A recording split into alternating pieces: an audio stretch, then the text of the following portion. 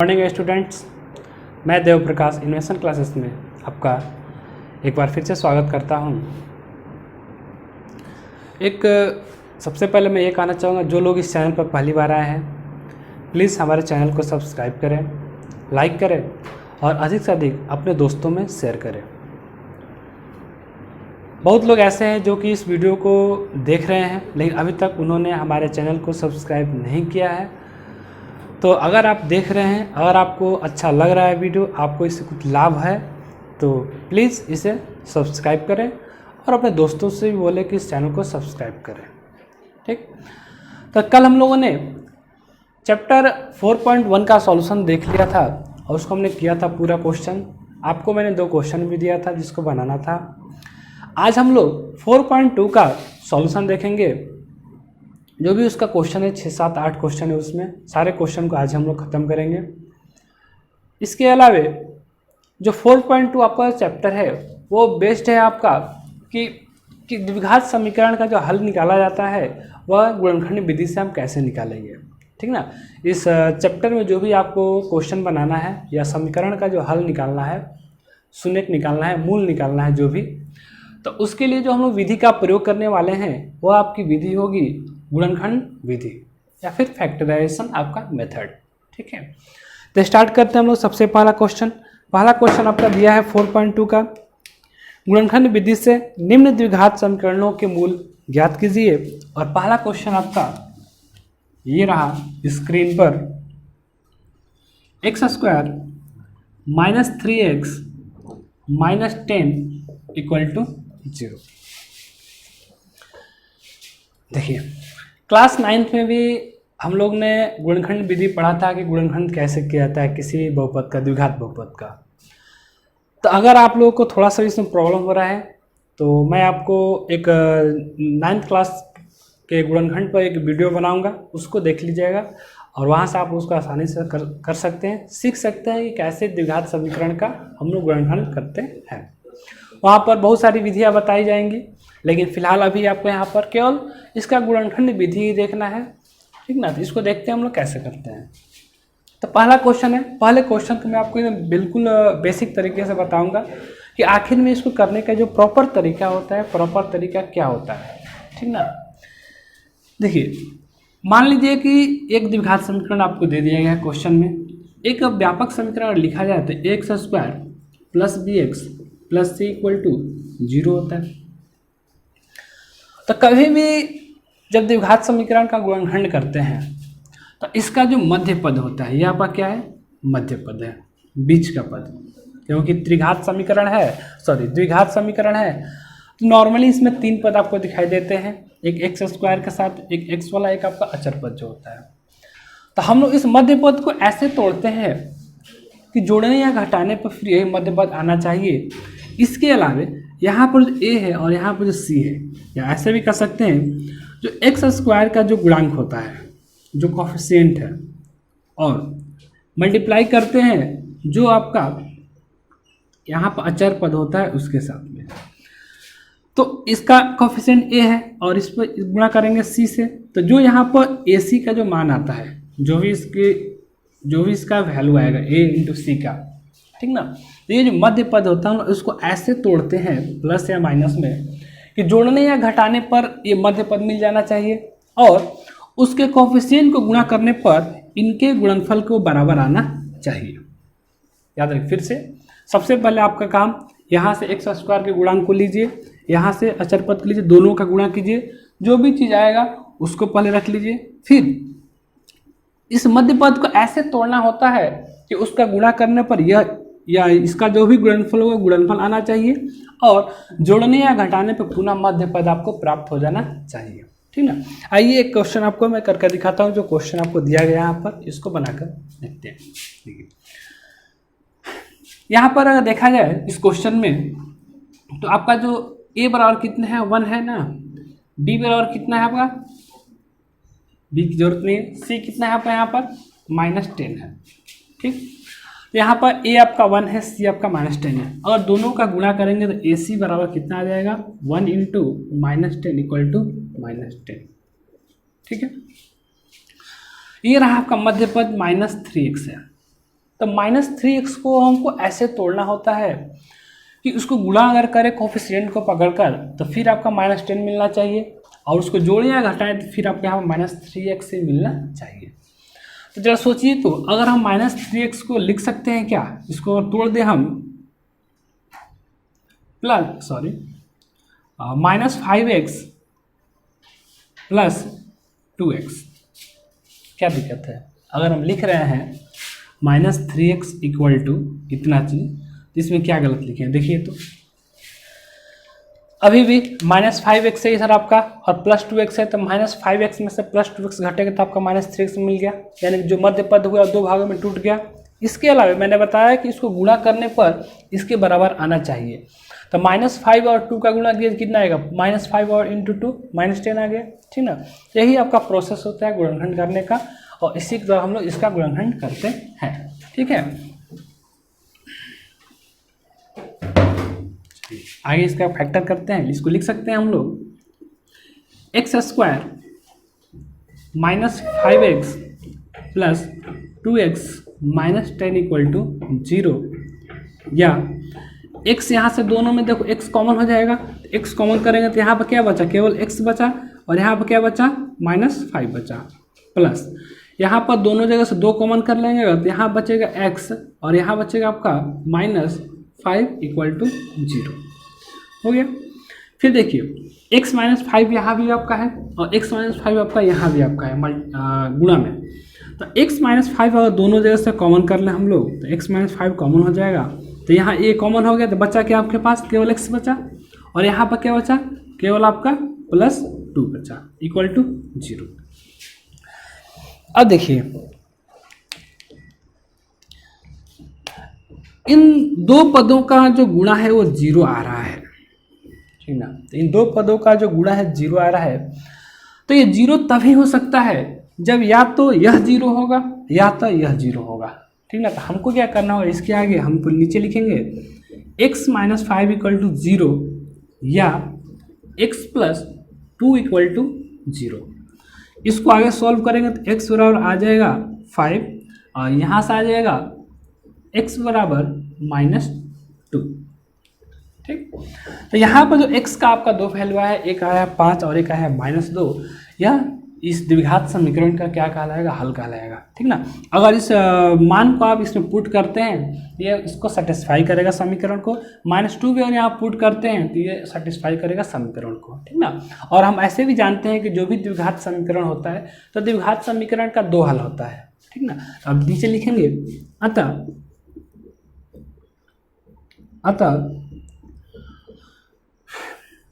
द्विघात समीकरण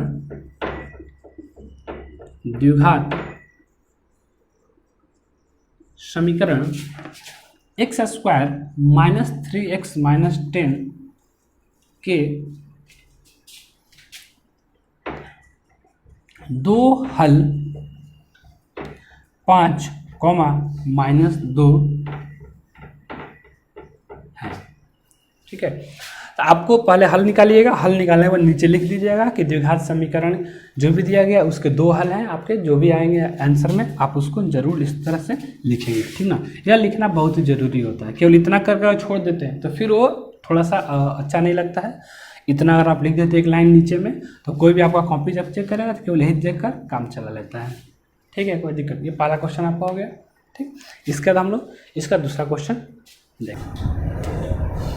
question number 2 है आपका 2x² + x - 6 = 0, ठीक ना। इसको हम तोड़ेंगे तो सबसे पहले काम हमारा क्या, इसको गुणा कर लेते हैं, कितना है 6 दूनी। ये देखिए काम जरूरी नहीं है कि आप कहीं पर करके दिखाना नहीं है, ये जो हम काम करेंगे अपना मौखिक रूप से कर लेते हैं कि यहाँ से मल्टीप्लाई करने पर 12 आएगा, और इसको मध्य पद को ऐसे तोड़ना होता है कि वो गुणा करने पर 12 दे आपको, और जोड़ने या घटाने पर फिर आपका +x ही आपको मिल जाए, ठीक ना। तो इसको हम तोड़ सकते हैं 2x² + 4x - 3x = -6 बराबर 0, या फिर लिख सकते हैं आप 2x कॉमन कर दीजिए, यहाँ से बचेगा यहाँ पर केवल x, यहाँ पर बचा आपका 2, और यहाँ हो जाएगा -3 कॉमन, x + 2 यहाँ बचा आपका =0, या फिर यहाँ से आपका दोनों जगह से x + 2 आपका कॉमन हो जाएगा, यहाँ पर 2x - 3 इक्वल टू 0। और इसके बाद इसका आंसर निकालेंगे तो लिखेंगे x प्लस 2 इक्वल टू 0 या 2x माइनस 3 इक्वल टू 0, या फिर x बराबर आ जाएगा -2 या 2x बराबर 3 या x बराबर 3/2। तो अतः नीचे लिखेंगे आंसर। अतः 2x square plus x minus 6 के दो हल -2 तथा -2, 3/2 है। हो गया। दूसरा क्वेश्चन देखते हैं हम लोग। तो यहाँ पर थोड़ा देखिए रूट वाला क्वेश्चन है, ठीक ना। तो रूट वाला जब भी क्वेश्चन आपका आता है तो रूट वाले क्वेश्चन को थोड़ा सा आप सावधानी से बनाइएगा, ठीक ना। ये क्वेश्चन आपका आसान होता है और एनसीईआरटी में जो भी क्वेश्चन आपका दिया गया बहुत ही आसान दिया गया है। अगर आप बनाना चाहते हैं कुछ अच्छे क्वेश्चन तो आपको अच्छे क्वेश्चन बनाने के लिए आर डी शर्मा बुक या केसीसी ना आपको या आर एस अग्रवाल आपको बनाना पड़ेगा, ठीक ना। लेकिन जो एनसीईआरटी इसमें जो क्वेश्चन आपके जितने भी क्वेश्चन दिए गए सारे क्वेश्चन आसान है और इसको आप बहुत ही ईजिली आसानी से बना भी सकते हैं, ठीक। क्वेश्चन नंबर 3 देखते हैं इसका। तो यहाँ आप देखिए इसका हम गुणा करते हैं तो आ जाएगा आपका, गुणा करने पर चेक कर लेते हैं पहले। √2 इंटू 5√2 गुणा कीजिएगा तो कितना आ जाएगा 2 यानी 10, ठीक ना। यानी कि ये 7x है। 7x को ऐसे तोड़ना है कि गुणा करने पर आपका 10 आना चाहिए, +10 आना चाहिए, और जोड़ने या घटाने पर आपका 7x आ जाना चाहिए, ठीक है। देखते हैं, तोड़ते हैं इसको। तो इसको तोड़ सकते हैं क्या हम लोग, 5x में प्लस 2x में जोड़ेंगे तो 7x, गुणा करेंगे तो 10, ठीक है। आइए करते हैं इसका काम।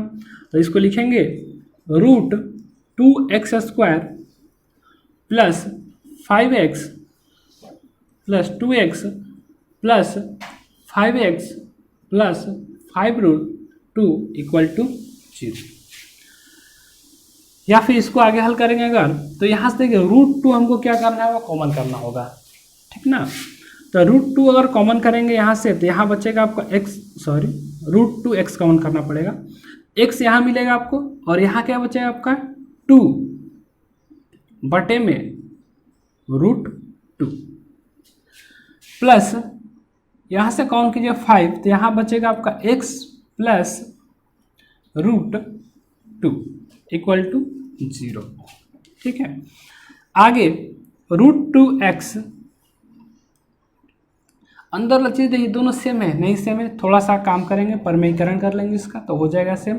2√2 इंटू √2 बटा में √2 कर देंगे या plus 5x plus √2 equal to 0। √2x इसको गुणा कर देंगे तो कितना हो जाएगा x प्लस 2√2 बटे में 2 यानी 2 कट जाएगा, plus 5x plus √2 equal to 0। यहाँ से आपका आ जाएगा √2x x plus √2 plus 5x plus √2 equal to 0। अब देखो यहाँ से तो x प्लस √2 आपका यहाँ पर और x प्लस √2 यहाँ पर, दोनों जगह से कॉमन कर लेंगे, x प्लस √2 को कॉमन कर लिए, आ जाएगा आपको यहाँ पर √2x प्लस 5 इक्वल टू 0, ठीक है। तो इसके बाद इसको हल करेंगे, इधर वाला आप कर लीजिएगा स्क्रीनशॉट लेकर के, ठीक ना, ले लीजिए एक बार, इधर वाला मिटाते हैं।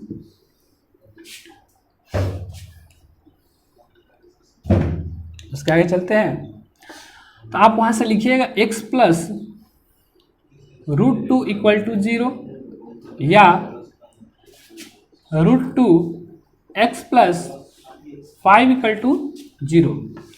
तो यहाँ से आ जाएगा x बराबर -√2 या यहाँ से आ जाएगा √2x इक्वल टू -5 या x बराबर -5/√2, ठीक ना।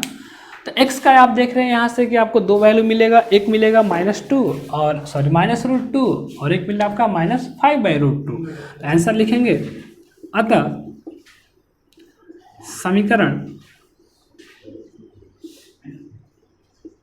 का हल -√2 -5/√2 होगा।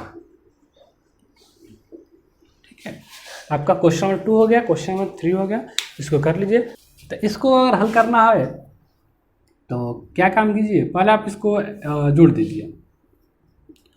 तो एलसीएम 8 आ जाएगा सबका, 16x² - 8x + 1 = 0। ये इधर जाएगा, क्रॉस मल्टीप्लिकेशन होगा और 0 बन जाएगा, तो हो जाएगा 16x² - 8x + 1 = 0। अब आपका ये मानक रूप में चला गया। अब इसको हम लोग हल करेंगे। तो इसका 16 इसका गुणनफल हो जाएगा दोनों का, तो और -8 को तोड़ना है तो -4 और -4 में तोड़ सकते हैं, तो हो जाएगा 16x² - 4x + 1 = 0, या 4x कॉमन कर लो तो यहाँ बचेगा आपका 4x - 1 -1 कॉमन कर लीजिएगा तो 4x - 1 = 0। यहाँ से आपका आ जाएगा 4x - 1 कॉमन हो जाएगा, इधर भी आपका बचेगा 4x - 1 = 0, या फिर लिख सकते हैं नीचे 4x - 1 = 0 या 4x - 1 = 0। तो यहाँ से मिलेगा आपका 4x = 1 या x = 1/4, और यहाँ से भी आ जाएगा, हल कीजिएगा तो x = 1/4। ठीक ना। तो यहाँ पर जो समीकरण है आपका, समीकरण का दो मूल यहाँ भी आया है, लेकिन दोनों जो मूल आए हैं यहाँ पर, दोनों कैसे हैं, एकदम बिल्कुल एक समान है। ठीक ना, 1/4 पहला वाला भी और दूसरा भी क्या आपका 1/4 ही आया है। ठीक, कोई दिक्कत। इस समीकरण के दो मूल हैं, एक 1/4 और 1/4। यहाँ पर ऐसे भी कर सकते हैं कि यहाँ पर जो उसका मूल है, मूल की पुनरावृत्ति हो रही है, यानी एक ही मूल आपका बार बार आ रहा है। नेक्स्ट क्वेश्चन देखते हैं हम लोग। 100x² - 20x + 1 = 0, यानी कि तोड़ना है 100, गुणा कीजिएगा, इसका गुणा कीजिए, आ जाएगा 100। 100 को तोड़ेंगे हम लोग ऐसे, तो तोड़ सकते हैं -10x - 10x में। ठीक ना, तोड़ दिया जाए। चलिए आइए, 100x² - 10x - 10x + 1 = 0 हो गया। अब यहाँ पर देखना कि 10x आपका यहाँ पर कॉमन हो जाएगा, बचेगा आपके पास 10x - 1, और यहाँ से कॉमन कर लेंगे फिर हम लोग कितना, केवल 1, तो बचेगा आपका 10x - 1 = 0, या फिर 10x - 1 कॉमन, या 10x - 1 आपका = 0, ये हो गया। इसके बाद लिख सकते हैं 10x - 1 = 0 या 10x - 1 = 0। यहाँ से आ जाएगा 10x = 1 या x = 1/10। ठीक, यहाँ भी सॉल्व कीजिएगा तो x का वैल्यू आ जाएगा 1/10 ही। यहाँ पे जो समीकरण का जो हल आ रहा है, समीकरण का जो हल है या मूल कहिए, वो भी पुनरावृत्ति कर रहा है, एक ही मूल आपको बार बार आ रहा है, 1/10 और 1/10। ये आपका जो भी क्वेश्चन था पहला नंबर में, उसके 5 क्वेश्चन थे पहले पार्ट में, 5 क्वेश्चन हमने कर लिया। इसके बाद हम लोग देखेंगे इसका जो नेक्स्ट क्वेश्चन है उसको। पहला एक्सरसाइज 4.2 का हम लोगों ने पहला क्वेश्चन पूरा बना लिया है। एनसीईआरटी में क्वेश्चन की संख्या चूँकि कम है, और इसलिए मैंने क्या किया, आप लोगों को कुछ और किताब से प्रैक्टिस के लिए क्वेश्चन दे दिया है, इसको नोट कर लीजिएगा और इन सारे क्वेश्चन का प्रैक्टिस कीजिएगा। ठीक ना, आपके टोटल 5, 6, 7, 8 क्वेश्चन है, 8 क्वेश्चन पर आप प्रैक्टिस कर लीजिएगा।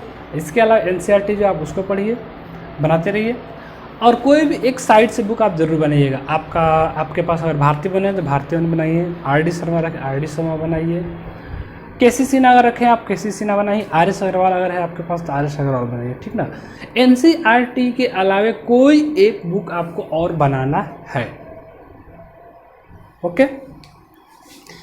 एक क्वेश्चन इसमें देखिएगा, ये वाला जो क्वेश्चन 6 नंबर क्वेश्चन, इसको थोड़ा हम हल करते हैं। इसको हल कीजिएगा तो बहुत ही आसान क्वेश्चन था, और इसको लिख सकते हैं क्या, 25 + 1/25, सिंपल। तो यही से हम इसका आंसर में डायरेक्ट लिख सकते हैं कि x का वैल्यू क्या होगा, आपसे पूछेगा तो x का वैल्यू एक होगा 25 और एक होगा 1/25 हो गया आंसर है आपका।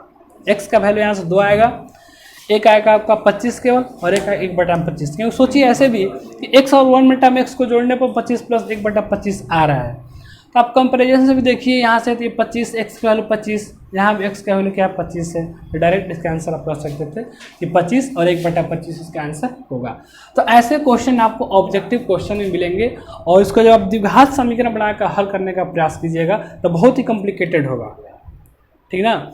वहाँ पर आपका टाइम भी ले लेगा और बनेगा भी नहीं, इसलिए इसका सबसे बेहतरीन तरीका है कि आप इसको जान जाइए कि इसको हम ऐसे लिख सकते हैं, जो कि हम 7-8 क्लास में पढ़ते हैं। ये चीज़ जब आप भिन्न पढ़े होंगे, पूर्णांक पढ़े, वहीं पर आपको बताया जाता है कि मिश्रित भिन्न को हम कैसे लिखते हैं या कैसे बनता है एक मिश्रित भिन्न, ठीक है। ओके, अब हम लोग देखते हैं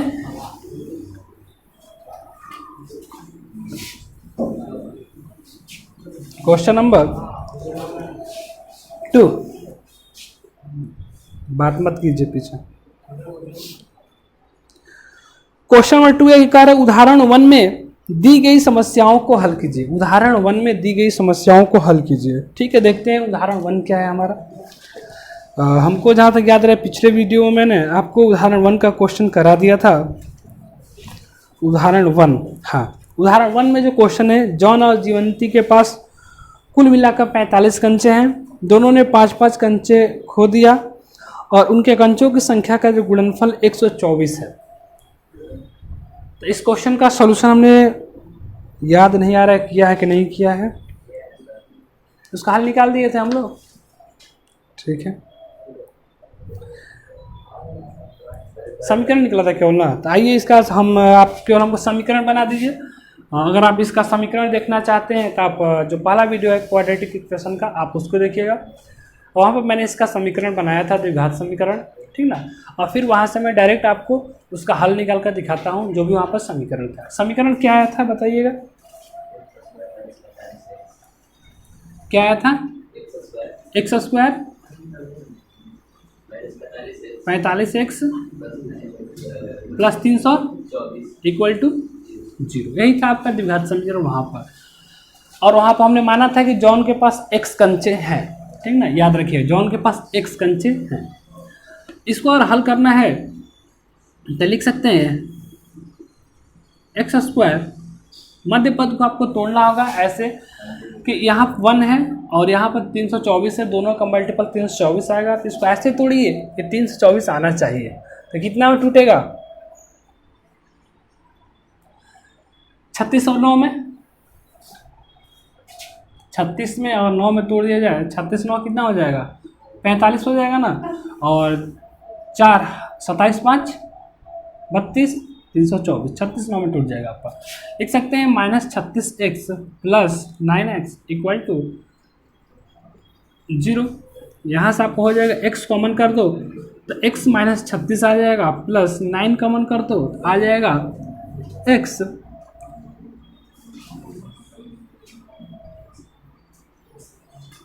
सॉरी यहाँ पर गलत हुआ है, माइनस होगा, माइनस 324 इक्वल टू 0।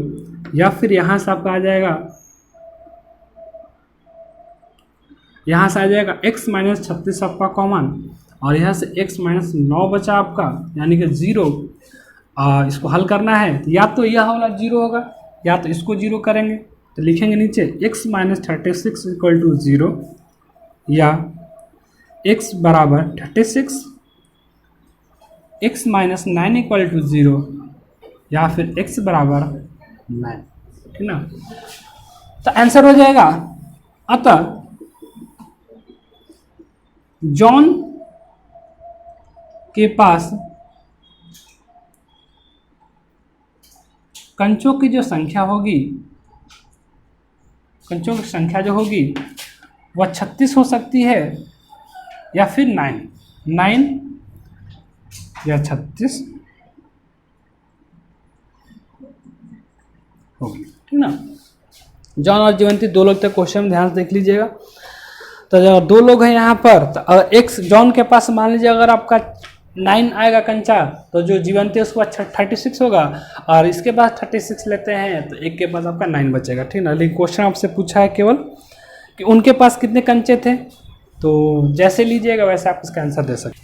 चलिए क्वेश्चन नंबर 2 का दूसरा क्वेश्चन देखते हैं, जो कि आपका उदाहरण का पहला उदाहरण का दूसरा क्वेश्चन था। देखिए यह जो क्वेश्चन है आपका बहुत ही बढ़िया क्वेश्चन है, इसको आप पहले सावधानी से समझिएगा, और फिर इसको बनाने का जो भी आएगा द्विघात समीकरण को हम लोग हल करेंगे, और फिर जो पूछ रहा है उसको निकालने का प्रयास करेंगे। क्वेश्चन में कि एक कुटीर उद्योग है, एक दिन में कुछ खिलौने निर्मित करता है। जैसे मान लीजिए कोई भी एक छोटी सी फैक्ट्री है, और एक दिन वो फैक्ट्री जो है कुछ खिलौनों का निर्माण करती है, निर्मित करती है। प्रत्येक खिलौने का मूल्य 55 रुपये में से एक दिन में निर्माण किए गए खिलौनों की संख्या को घटाने से प्राप्त संख्या के बराबर है। ये कह रहा है कि प्रत्येक खिलौने का मूल्य जो 55 रुपया, प्रत्येक खिलौने का जो मूल्य 55 रुपया में से एक दिन में निर्माण किए गए खिलौनों की संख्या को घटाने से प्राप्त संख्या के बराबर है। क्वेश्चन गलत है क्या? सही है ना। कह रहा है किसी एक दिन कुल निर्माण लागत 750 रुपये थी, तो हम उस दिन निर्माण किए गए खिलौनों की कुल संख्या ज्ञात कर सकते हैं या नहीं, ज्ञात करना है आपको, ठीक ना। हम उस दिन निर्माण किए गए खिलौनों की संख्या आपको क्या निकालना है कि उस दिन मतलब एक दिन में जो निर्माण किया गया खिलौना उसको निकालना है। कोई दिक्कत? क्वेश्चन आपका हो गया। अब इसको बनाते हैं।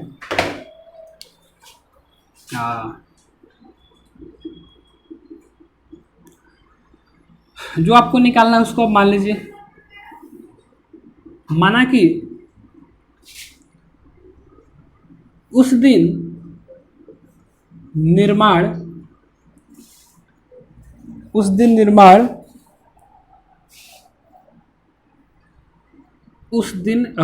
निर्मित कुल खिलौनों की संख्या बराबर x। आपको यह निकालना है। कह रहा है कि आखिर में जब जिस दिन 750 रुपया पूरा निर्माण लागत था, तो उस दिन कितना रुपया मिला। तो खिलौनों की संख्या जो हमने क्या पहले मान लिया कि उस दिन एक किसी खास दिन जो खिलौने निर्मित हुए हैं उनकी जो टोटल संख्या है x है। फिर क्वेश्चन में आपसे कह रहा है कि प्रत्येक खिलौने के मूल्य 55 रुपया में से घटाने, यानी कि प्रत्येक खिलौने का मूल्य, ठीक है, इसको समझिए। मेन यही आपको समझना, प्रत्येक खिलौने का जो मूल्य है वो प्रत्येक खिलौने का मूल्य क्या, इसको समझिए। वो कह रहा है मूल्य क्या है कि 55 रुपया में से एक दिन में निर्माण किए गए खिलौनों की संख्या को घटाने से जो प्राप्त संख्या आएगा उसके बराबर है। यानी कि प्रत्येक खिलौने का जो मूल्य है वो क्या है कि 55 में से आपको कितना घटाना है, जितना एक दिन में खिलौने निर्मित हो रहे हैं वो। तो आप लिखेंगे यहाँ पर प्रत्येक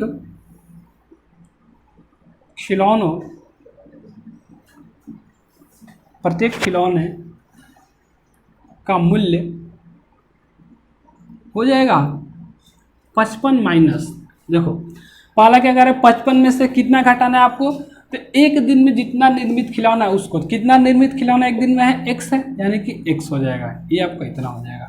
ये याद रखें, प्रत्येक खिलौने का यह मूल्य हो जाएगा 55 माइनस x। क्वेश्चन ये ध्यान से पढ़िए, यहाँ से 55 में से एक दिन में निर्मित खिलौनों की संख्याओं को घटाने से प्राप्त संख्या के बराबर है प्रत्येक खिलौने का मूल्य, ठीक है।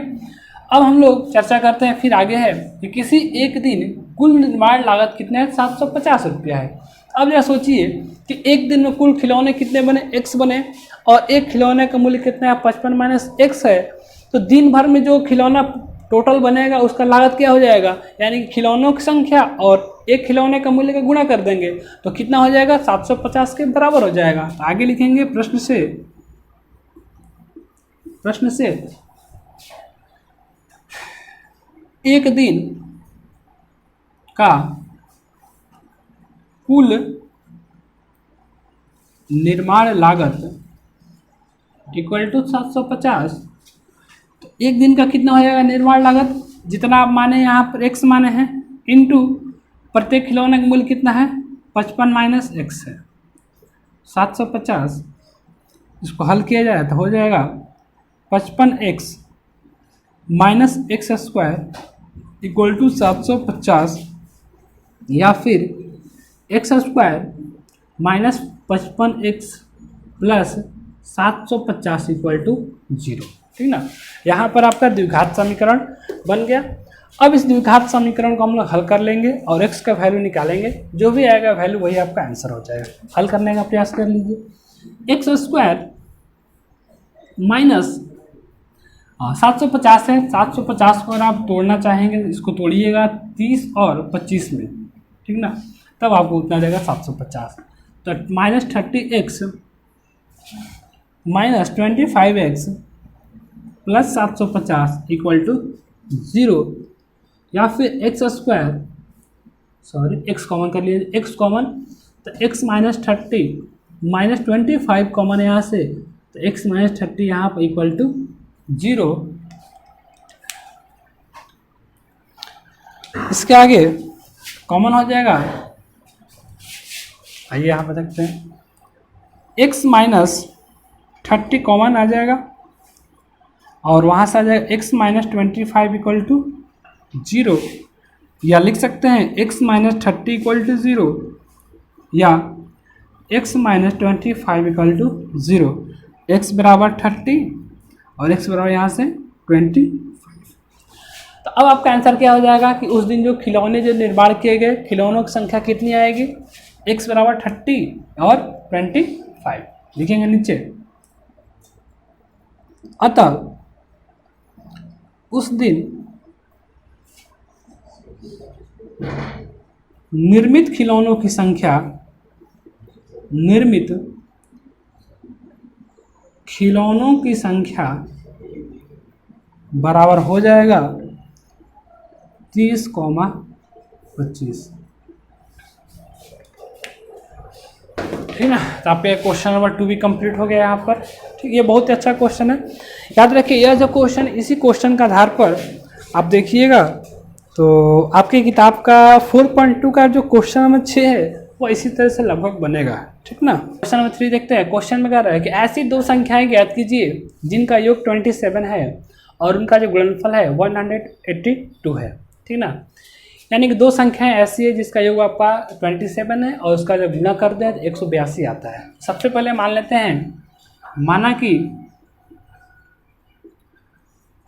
पहली संख्या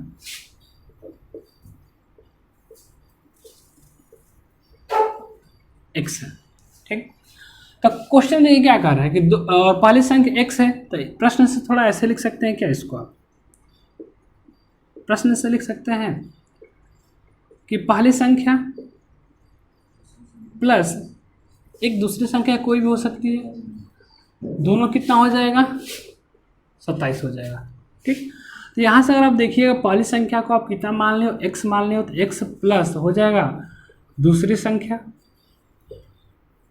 बराबर 27, या आप लिख सकते हो दूसरी संख्या बराबर 27 माइनस एक्स। ठीक है, ये आ जाएगा दूसरी संख्या।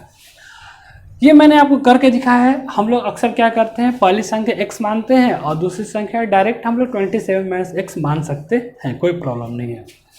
अब नीचे आगे करा प्रश्न से, पुनः प्रश्न से कि दोनों जो संख्याएं हैं, दोनों संख्याओं का जो गुणनफल है वह कितना आ रहा है आपका 182 आ रहा है, यानी पहली संख्या x और दूसरी संख्या 27 माइनस एक्स।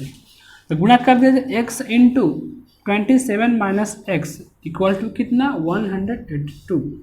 यहाँ से हो जाएगा गुणा, तो 27x minus x square equal to फिर x square minus 27x plus 182 equal to 0, यानी आपका यहाँ पर द्विघात समीकरण बन गया। अब हम लोग क्या करेंगे, इस द्विघात समीकरण का हल करेंगे। तो इसका जो फैक्टर आएगा कितना आ जाएगा, 182 को कैसे तोड़िएगा, फैक्टर कीजिए जल्दी से, 13 और 14 में टूटेगा। ठीक है, इसको तोड़ दिए, x square minus 13x minus 14x plus 182 equal to 0। यहाँ से x कॉमन कर लीजिए, x माइनस 13, और यहाँ से 14 कॉमन कर लीजिए तो x माइनस 13 इक्वल टू 0, या फिर x माइनस 13 और x माइनस 14 इक्वल टू 0। आगे हल करेंगे तो आ जाएगा x माइनस 13 इक्वल टू 0, या फिर x minus 14 equal to 0, x बराबर 13 और x बराबर क्या आ जाएगा यहाँ से 14। यानी कि जो पहली संख्या होगी वो क्या होगी आपकी 13 भी हो सकती है और 14 भी हो सकती है, दोनों में से कोई भी होगा। इसलिए दोनों संख्या ज्ञात करना है, इसलिए नीचे लिखेंगे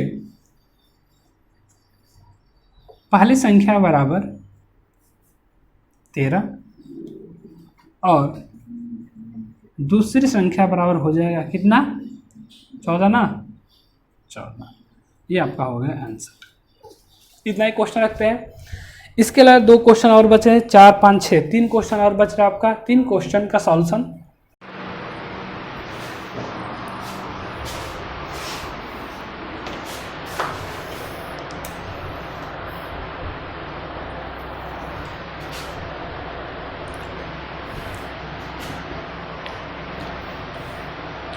आइए अब क्वेश्चन नंबर 4 देखते हैं हम लोग। कह रहा है क्वेश्चन कि 2 क्रमागत धनात्मक पूर्णांक ज्ञात कीजिए जिनके वर्गों का योग 365 हो।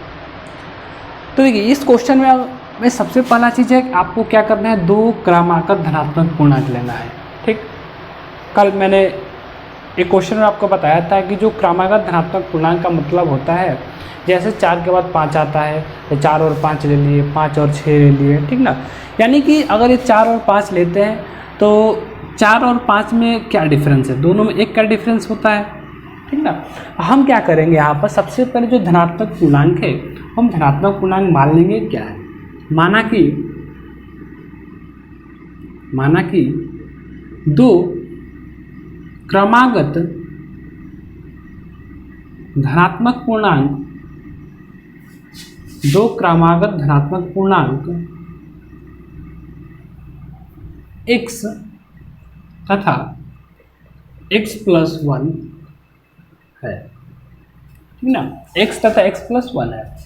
तो क्वेश्चन में कह रहा है कि 2 धनात्मक क्रमागत धनात्मक पूर्णांकों के वर्गों का योग क्या आपका 365 है।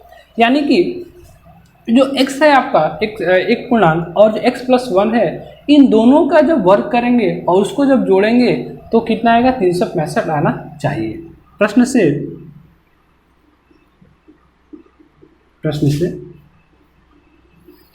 वर्गों का योग, ठीक ना, दोनों के वर्गों का योग, तो x का वर्ग x square plus x plus 1 का होल स्क्वायर इक्वल टू कितना 365 आना चाहिए। इसको कर लेते हैं सॉल्व। तो एक्स स्क्वायर यहाँ से प्लस ए प्लस बी को होल स्क्वायर, इसको तोड़ दीजिए, क्या होता है x square plus 1 plus 2x equal to 365।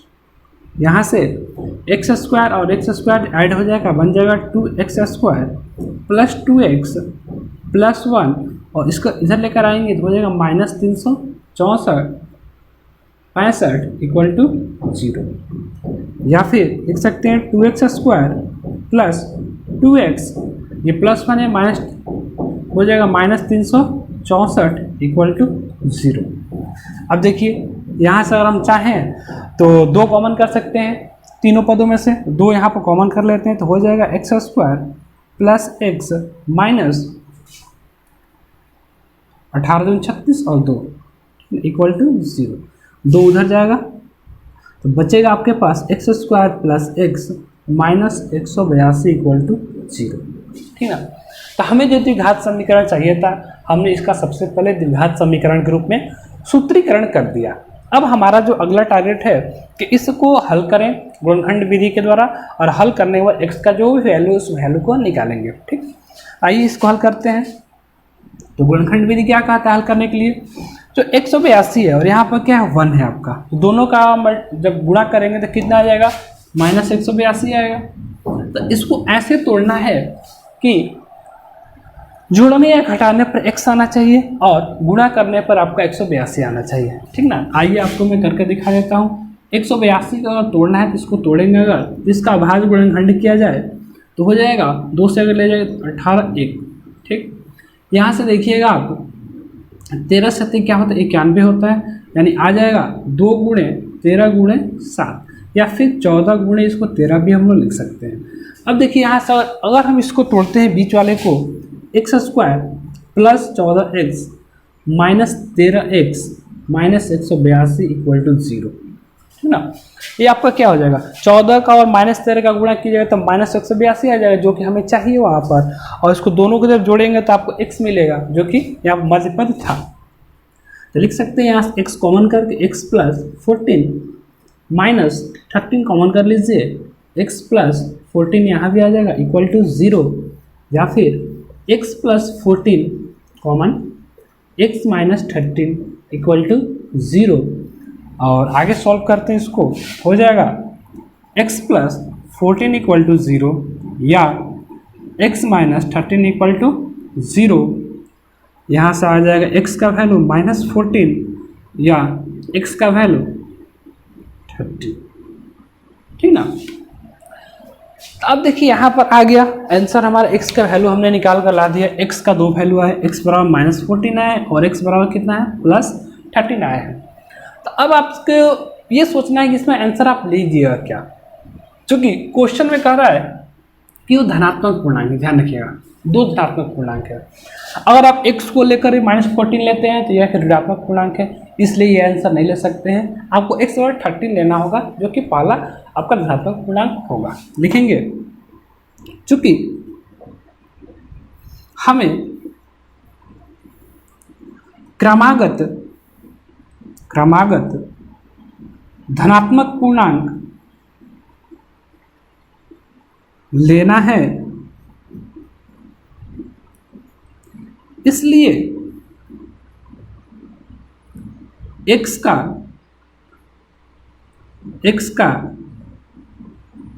धनात्मक मान अर्थात x बराबर 13 लेंगे, ठीक ना। तो अगर देखिए 2 आपको निकालना है तो जो पहली संख्या हो जाएगी क्या हो जाएगी, x बराबर 1 हो जाएगा आपका 13 और दूसरी संख्या हो जाएगी वो x प्लस 1 है, यानी कि वो हो जाएगी कितने 14, यानी एक 13 आएगा और एक 14 आएगा आपका इसका आंसर। 2 धनात्मक पूर्णांक निकालना था, नीचे इसको ऐसे लिखेंगे, इसलिए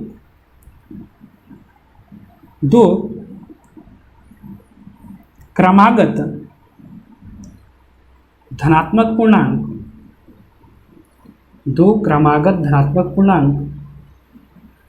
13 तथा 14 होंगे, ठीक है। आपका हो गया क्वेश्चन नंबर 4, ठीक। अब देखते हैं हम लोग इसके बाद क्वेश्चन नंबर 5।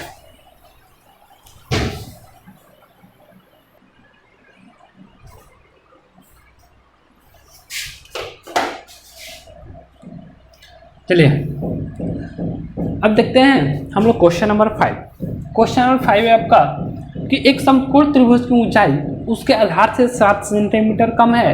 यदि कर्ण 13 सेंटीमीटर का हो तो अन्य 2 भुजाएं ज्ञात कीजिए क्या होंगी, ठीक ना। क्वेश्चन एक बार फिर पढ़ लीजिएगा कि एक समकोण त्रिभुज है, ठीक। मान लीजिए कि एक समकोण त्रिभुज हम बना देते हैं सभी सबसे पहले इस क्वेश्चन को बनाने के लिए। ये एक समकोण त्रिभुज हो गया, ए बी सी एक समकोण त्रिभुज है। इसका जो कर्ण क्या है AC है। कर्ण की लंबाई दी गई है आपको पहले से 13 सेंटीमीटर और आधार और ऊंचाई के बारे में जो इन्फॉर्मेशन है हमारे पास वह है कि उसकी जो ऊंचाई है यह ऊंचाई जो है AB वो आधार से 7 सेंटीमीटर कम है। किससे कम है, आधार से 7 सेंटीमीटर कम है। हम लोग क्या करेंगे यहाँ पर इस क्वेश्चन में कि समकोण त्रिभुज का जो आधार है उसको x मान लेंगे। जैसे ही समकोण त्रिभुज का हम आधार क्या मानेंगे, x मानेंगे, तो इसकी जो ऊंचाई हो जाएगी वो क्या हो जाएगी, x माइनस 7 हो जाएगी, ठीक। उसके बाद पाइथागोरस प्रमेय को लगा करके इक्वेशन बनाएंगे, द्विघात समीकरण, और फिर इसको सॉल्व करेंगे, ठीक है। चलिए स्टार्ट करते हैं। माना कि माना कि संपूर्ण त्रिभुज का आधार बराबर x, ठीक है। इसलिए संपूर्ण त्रिभुज ऊंचाई बराबर कितनी हो जाएगी, x माइनस 7। कोई प्रॉब्लम? और आपको पहले से क्या दिया गया है, संपूर्ण त्रिभुज का जो कर्ण है वो आपको पहले से दिया गया है, लिख लेंगे। दिया गया है समकोण त्रिभुज का कर्ण बराबर कितना, 13 सेंटीमीटर, ठीक है। तो अब देखिए यहाँ से इसको सेंटीमीटर में कर लेते हैं, सेंटीमीटर में कर लीजिए, 7 सेंटीमीटर का मैं सेंटीमीटर कर लीजिए। अब आगे लगाएंगे हम लोग पाइथागोरस प्रमेय से। पाइथागोरस प्रमेय क्या होता है, कर्ण का जो स्क्वायर होता है वो क्या होता है, लंब के स्क्वायर प्लस आधार का जो स्क्वायर होता है वो उसके बराबर होता है, सही है। तो यहाँ पर कर्ण क्या है हमारा, देख लीजिए कर्ण की लंबाई क्या है, 13 सेंटीमीटर, 13 का स्क्वायर कर लीजिए, लंब कितना है यानी यही ऊंचाई हो जाएगा ना, तो x माइनस 7 का होल स्क्वायर प्लस आधार कितना था, x था, इसका स्क्वायर कर लेते हैं, एक्स स्क्वायर, ठीक है। इसको सोल्व करेंगे तो आ जाएगा 169 equal to x square plus 49 minus 14 x equal to plus x square. यहाँ से ऐड करेंगे तो इसको उधर लेके चलते हैं, आ जाएगा एक्स स्क्वायर, ये दोनों ऐड हो जाएगा, 2x square minus 14x plus 49, इसको इधर लेकर आएंगे तो माइनस 169 इक्वल टू 0, या फिर आ जाएगा 2x स्क्वायर माइनस 14x और ये आपका 49 और यहाँ पर माइनस 169, तो जब इसको घटाएंगे तो आ जाएगा माइनस 0 2 1 इक्वल टू 0, या यहाँ से आप 2 कॉमन कर दीजिए, x square minus 7x minus 60 equal to 0, आ जाएगा x square minus 7x minus 60 equal to 0, ठीक है ना। तो हमने द्विघात समीकरण के रूप में इस पूरे क्वेश्चन को कर दिया। अब हम लोग क्या करेंगे, इस द्विघात समीकरण का हल निकालेंगे, x का वैल्यू निकालेंगे, फिर आपका आंसर आ जाएगा। चलिए इसका गुणनखंड करते हैं, फैक्टर करते हैं, तो एक्स स्क्वायर है माइनस 7x है, यहाँ पर इसको तोड़ना है मध्य पद को, और यहाँ पर माइनस 60 है, यहाँ पर आपका प्लस 1 है, यानी इसको ऐसे तोड़ना है कि जोड़ने पर माइनस 7x यहाँ पर आ जाना चाहिए 60 को। तो अगर हम इसको तोड़ते हैं 12 और 5 में तो ये आपको आ जाएगा, लिखेंगे इसको minus 12x plus 5x minus 60 equal to 0, या फिर x common x minus 12, 5 common तो x माइनस 12 यहाँ पर 0, या x माइनस 12 कॉमन कर लीजिए, यहाँ से x प्लस 5 आ जाएगा इक्वल टू 0 हो जाएगा।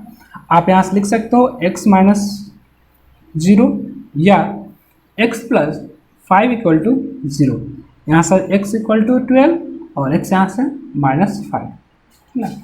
अब देखिए तो यहाँ पे x का वैल्यू फिर से एक बार क्या है, 2 वैल्यू मिला हमको, x का एक मिला x इक्वल टू 12 और एक मिला आपका माइनस 5। अब देखिए दोनों चीज़, पहला चीज़ की जो आधार है, ठीक है, एक तरह से दूरी है, लंबाई है, और जो लंबाई होती है वो कभी भी क्या होती है, ऋणात्मक नहीं होती है, हमेशा क्या होती है, धनात्मक होती है। तो हम लोग यहाँ पर क्या करेंगे, x का जो पॉजिटिव मान है, जो धनात्मक मान है उसको लेंगे, और जो ऋणात्मक मान है उसको हम लोग क्या करेंगे, इग्नोर कर देंगे, ठीक। तो लिखेंगे यहाँ पर जो संपूर्ण त्रिभुज की संपूर्ण त्रिभुज का आधार जो हो जाएगा आपका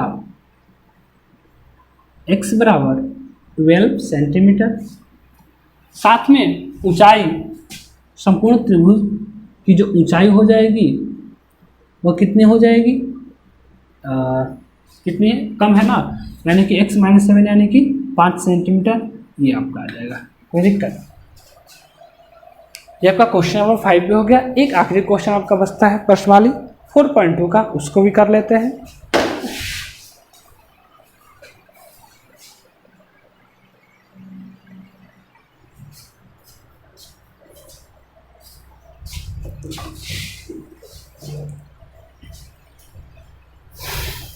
चलिए अब हम लोग देखते हैं क्वेश्चन नंबर 6। ये 4.2 का आखिरी क्वेश्चन होगा। चूंकि ये क्वेश्चन बड़ा है इसलिए मैं बोर्ड पर इस क्वेश्चन को नहीं नोट कर रहा हूँ और आपको किताब से ही पढ़कर इसको हल कर दे रहा हूँ, ठीक ना। अगर आपको याद होगा तो हम लोग जो उदाहरण नंबर 1 में क्वेश्चन किए थे खिलौनों के निर्माण वाली जो यहाँ पर चर्चा हुई थी, इसी में जो क्वेश्चन नंबर 2 था, क्वेश्चन नंबर 2 में देखिएगा उसमें हमने हल किया है। तो क्वेश्चन नंबर 2 का जो दूसरा नंबर क्वेश्चन था वह वाला क्वेश्चन और जो ये 6 नंबर वाला क्वेश्चन, दोनों क्वेश्चन आपका बिल्कुल सेम है। सेम कॉन्सेप्ट पर दोनों क्वेश्चन आपका बनेगा। क्वेश्चन है उसको पढ़ते हैं पहले। कारण एक कुटीर उद्योग एक दिन में कुछ बर्तनों का निर्माण करता है। कोई एक छोटा सा उद्योग है, कुटीर उद्योग है। कुटीर उद्योग किसे कहते हैं आपको मालूम होगा, जो छोटे से घर में कुटिया में होता है व्यवसाय या जो उद्योग चलता है उसको बोलते हैं कुटीर उद्योग। तो एक विशेष दिन यह देखा गया कि प्रत्येक नग की निर्माण लागत उस दिन के निर्माण किए गए बर्तनों की संख्या के दुगने से 3 अधिक है। यदि उस दिन कुल निर्माण लागत 90 रुपये थी तो निर्मित बर्तनों की संख्या और प्रत्येक नग की लागत ज्ञात कीजिए। आपको निकालना क्या है, जो भी निर्मित बर्तनों की संख्या है और प्रत्येक नग का जो लागत है आपको निकालना 2 चीज। सबसे पहले स्टार्ट करते हैं हम लोग मानेंगे, माना कि उस दिन निर्मित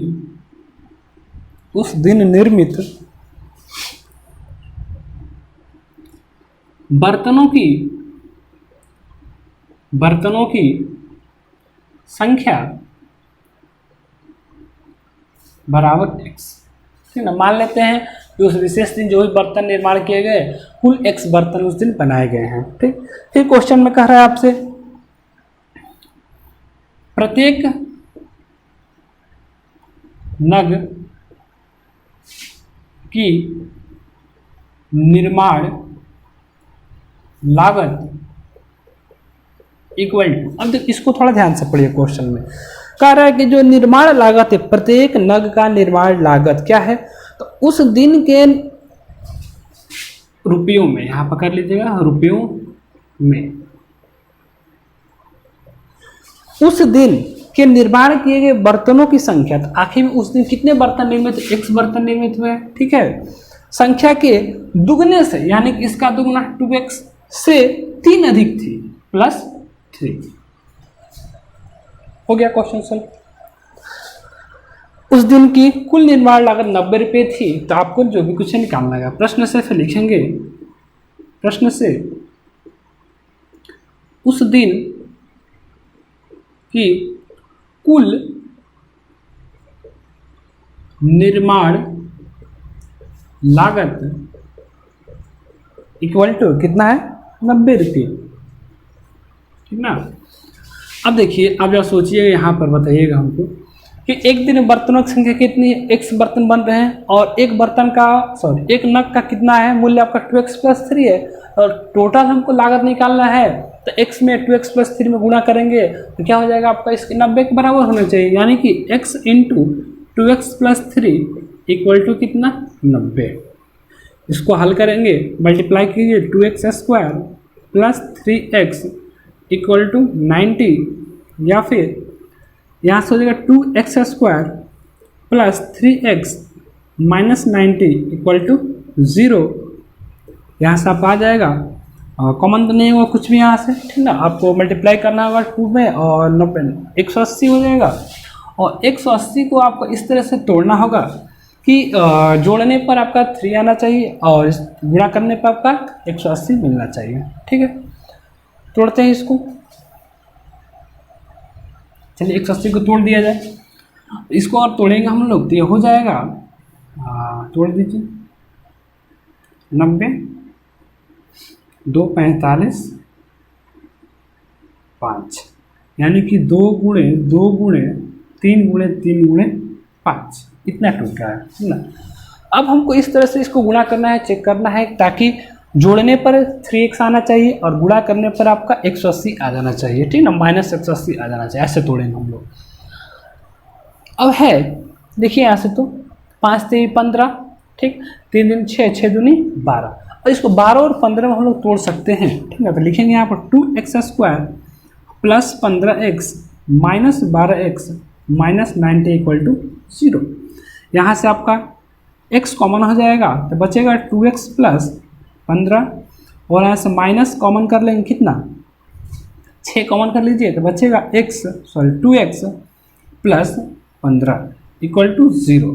यहाँ से आप देखेंगे तो 2x प्लस 15 कॉमन हो जाएगा, और यहाँ से x माइनस 6 कॉमन हो जाएगा इक्वल टू 0, या फिर 2x प्लस 15 इक्वल टू 0, या x माइनस 6 इक्वल टू 0, या फिर यहाँ से x बराबर आ जाएगा -15/2, और यहाँ से x बराबर आ जाएगा 6।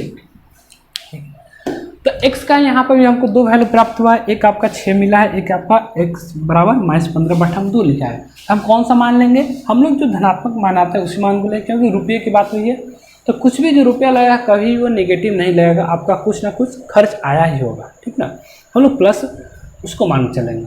तो पहला क्वेश्चन आपका हो जाएगा,